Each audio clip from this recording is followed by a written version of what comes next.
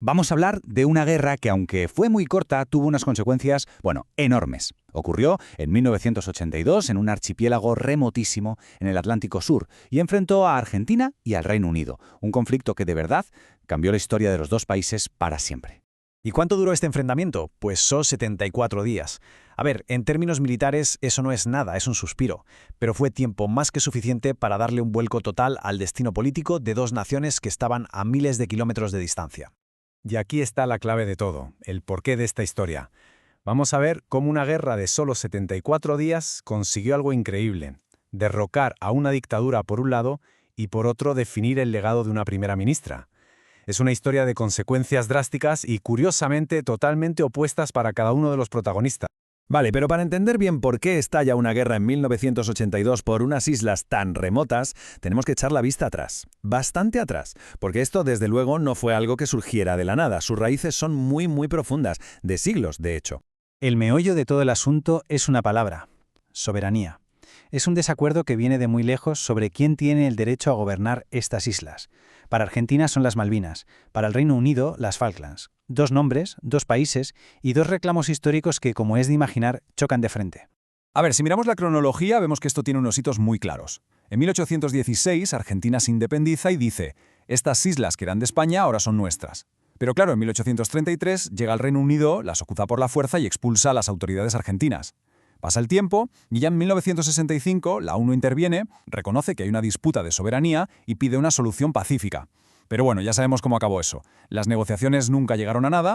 Venga, pues saltamos en el tiempo hasta el año clave 1982. En ese momento la diplomacia estaba totalmente estancada, pero lo que de verdad prendió la mecha, lo que lo cambió todo, fueron las crisis internas profundísimas que estaban viviendo tanto Argentina como el Reino Unido.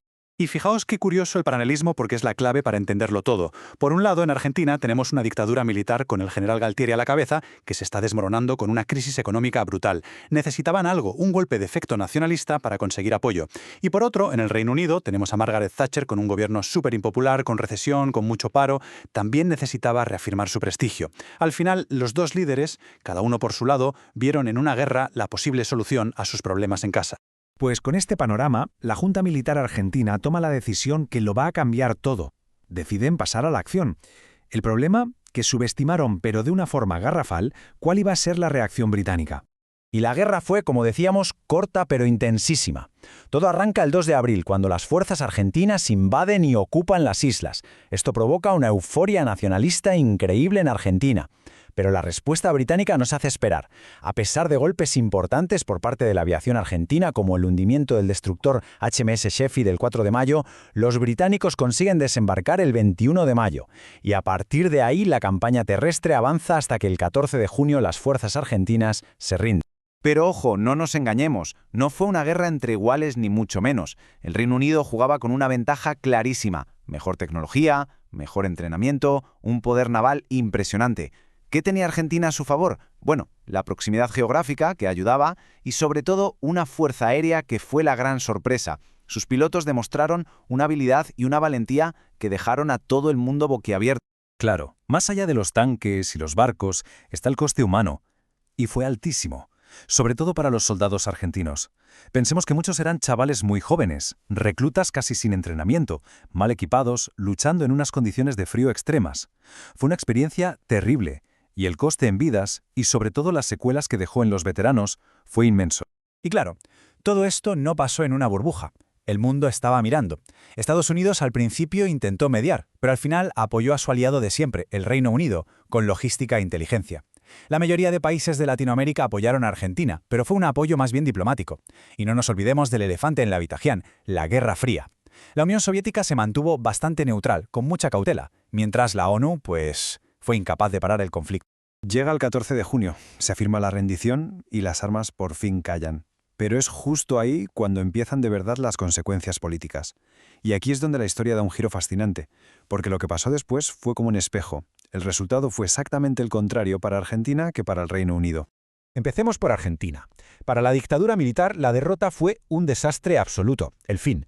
Pero para el país fue casi una bendición. Esa humillación fue la gota que colmó el vaso y aceleró la caída del régimen. Al año siguiente, en 1983, se celebraron elecciones libres y volvió la democracia. El precio a pagar, eso sí, fue un trauma nacional enorme y una crisis para los veteranos que, en muchos sentidos, sigue ahí. Y ahora nos vamos al Reino Unido. Y aquí, como decíamos, el efecto fue el contrario, totalmente.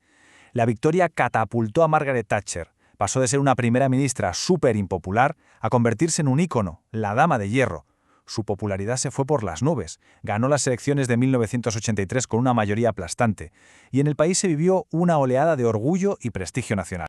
Así que, resumiendo, la guerra acabó, la dictadura en Argentina cayó, el gobierno de Thatcher se consolidó, pero el problema de fondo, la razón por la que empezó todo, la disputa por la soberanía, sigue ahí sin resolverse. Y aquí vemos perfectamente por qué esto sigue en un punto muerto. Las posturas son irreconciliables. Argentina basa su reclamo en la integridad territorial, en la herencia de la época colonial. Dice, estas islas son parte de nuestro territorio. El Reino Unido, por su parte, se basa en otro principio, el de la autodeterminación de los pueblos. Dicen que son los habitantes de las islas quienes deben decidir su futuro. Y claro, son dos principios del derecho internacional que aquí simplemente chocan. Entonces, ¿cuál es la conclusión? Pues que la guerra de 1982 dejó una cosa muy clara. La solución militar está fuera de la mesa. Pero ya han pasado décadas y la diplomacia tampoco ha conseguido resolver la disputa. El conflicto armado se acabó en 74 días, sí, pero el conflicto político, el de la soberanía, sigue tan vivo como siempre en los foros internacionales. Y todo esto nos deja con una pregunta final, una para pensar. ¿Cómo se resuelve de verdad un conflicto cuando los reclamos históricos y la voluntad de la gente que vive en un lugar están tan enfrentados? ¿Existe una solución que sea justa para todos? Lo que está claro es que la historia de las Malvinas o las Falklands nos enseña que algunas heridas, por muy corta que fuera la guerra, tardan muchísimo en cicatrizar.